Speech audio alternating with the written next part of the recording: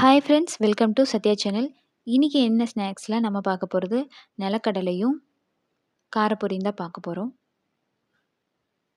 பார்த்திங்கன்னா பக்கத்து தோட்டத்தில் இன்றைக்கி தான் பிடுங்கிட்டு இருந்தாங்க. சரி கொடுத்து விட்டாங்க, சரி அது கொஞ்சம் செஞ்சுட்டு காரப்பொரி செஞ்சுக்கலாம் தான் செஞ்சிட்ருக்கிறேன். கடல வேகிறதுக்குள்ளே காரப்பொரி செஞ்சிடலான்னு செஞ்சிட்ருக்கிறேன்.